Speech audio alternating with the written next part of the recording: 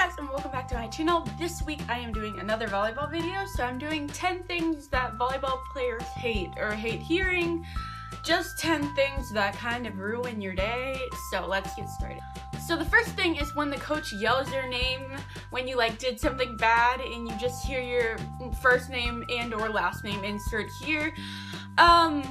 You know, when you just hear your name and then you know you did something wrong and you're like, it doesn't matter, I already started running, because you know what you did wrong, but just, you know, like your body just kind of like deer in headlights, and then you just hear your name and you're like, and then you're like, I'm already running, or like I'm already doing down and backs. Like it doesn't matter, like I know what I did wrong. So that's just like the worst feeling, because you know you did something wrong and your coach caught you out on it and you're like, ugh. Second one is when you have to climb stairs after volleyball practice. Now that is some of the worst pain you're gonna feel for a long time. You like walk up the stairs and you're like grabbing onto like the railings and you're just trying to make it through, but it hurts real bad. 3 is waking up the morning after a hard practice and you're like, I feel everything, it hurts, everything hurts, everything feels pain. I've never felt more dead in my life. You know, it's just like that soreness. You know, when you like take your first step out of bed and you're like, it's gonna be one of those days. Like, it's just the worst feeling ever.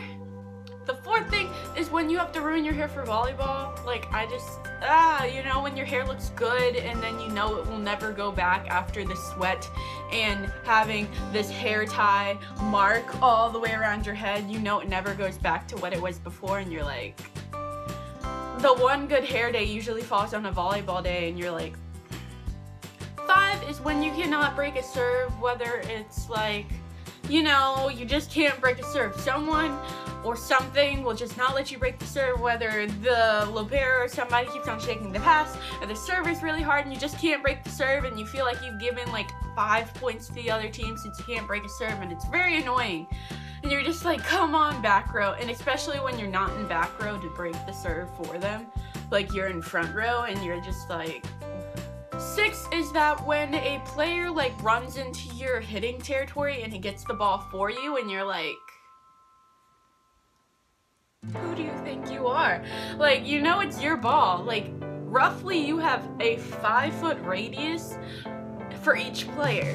So, my point is, no one needs to be running into somebody else's 5-foot radius. It's so annoying when somebody runs in front of you, you know, or like somebody runs in front of you, it hits the ball for you, and you're like, I was capable of hitting that, thank you. Like, thank you for offering, but I could have got that. 7, when you make a great pass or a great save and like somebody shanks the set, or like the spiker hits it into the net, or just no one hits it up afterwards, and you're like, all my hard work went to dust today, like it wasn't worth it.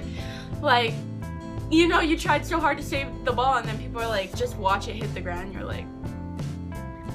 8 is when you forget to put your knee pads on before your shoes. Now this is a growing epidemic, and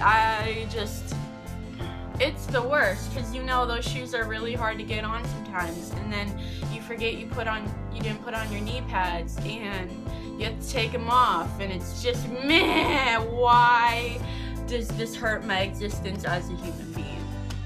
9, doing extra laps or extra conditioning because you messed up. It's the worst, whether you see the ball drop or you don't call the ball or you lose a set or whatever. It's the worst doing extra conditioning or running extra, because it's like you're already tired and then you have to run and then redo what you were doing all over again, and then you have to run again, and it's just like, why?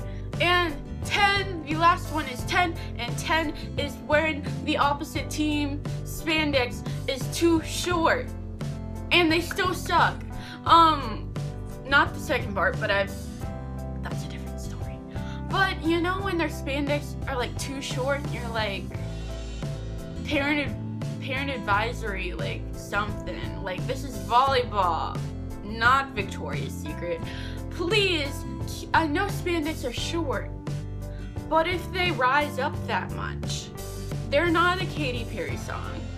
They should not rise. And if you know they're gonna rise up that high, get longer spandex. Please, I am speaking from the hearts of every volleyball player out there. Get longer spandex. Ain't nobody wanna see that, okay? Nobody wants to see that. And we know you have to get down, but you're not a Katy Perry song, so you don't need to rise up. Like, please stop it. Like, please stop it. It's like scarring children and it's scarring other volleyball players and just, no. So from one volleyball player to another, if your teammate or you have spandex that are too short, tell them, please, and thank you. So those are my 10 things that volleyball players hate, and that little rant at the end was too accurate. But thank you for watching this week's video, and I hope to see you on Sunday. Like and subscribe, and I will see you on Wednesday. Goodbye! Hey guys, and welcome back to the show. This week I'm doing a video. I'm doing an